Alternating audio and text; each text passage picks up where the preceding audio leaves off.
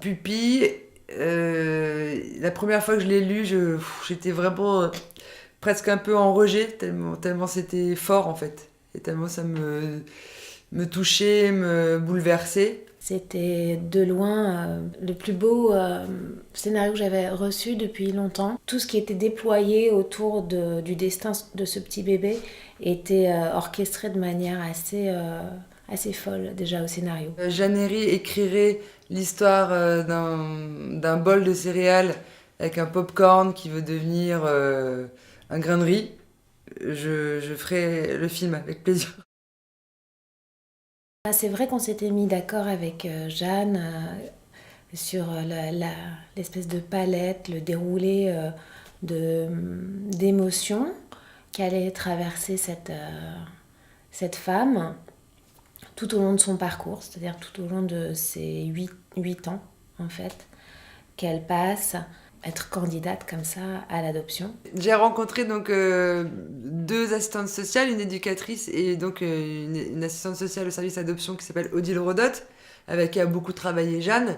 J'avais besoin vraiment de rencontrer une femme qui vit ça parce que même si j'allais pas, c'était pas pour l'imiter, mais de voir une vraie dame qui régulièrement dans sa journée annonce à des gens, à un couple que non, leur dossier passera pas, qu'elle estime qu'ils sont pas prêts. Enfin, comment elle a réussi à trouver cette position-là, quoi, entre oui, l'empathie, la fermeté, la distance, l'implication, enfin toutes ces choses-là qui sont un peu contradictoires, mais en fait qui se complètent. Pour moi, c'est vraiment un film sur le destin, en fait. On voit bien dans le film que voilà, cet enfant ne lui était pas forcément destiné.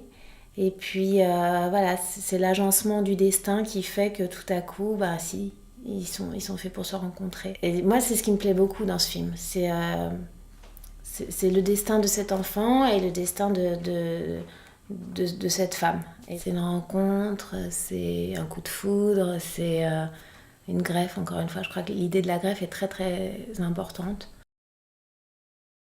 On travaille tous avec notre subjectivité.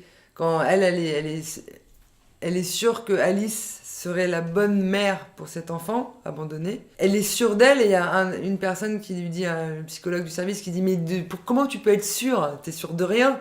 L'autre elle dit bien sûr qu'on est sûr de rien, on travaille tous avec notre subjectivité. Mais elle le sent, elle sent que ce serait la bonne mère. On fait pas des enquêtes dans les couples quand les femmes tombent enceintes naturellement pour dire toi tu ne seras pas une bonne mère, attention. Enfin, alors que là oui, parce qu'évidemment c'est pas la même relation d'avoir un enfant biologique et un enfant adoptif, c'est pas la même relation, c'est pas les mêmes difficultés. Mais c'est très dur aussi d'avoir un enfant biologique, donc... Il faisait tout ce qui était écrit dans le scénario.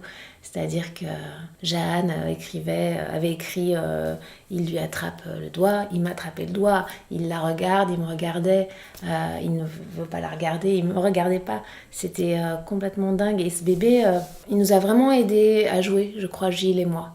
On s'attendait à ce que ce soit difficile, compliqué, à devoir beaucoup tricher en fait, de jouer avec des faux bébés.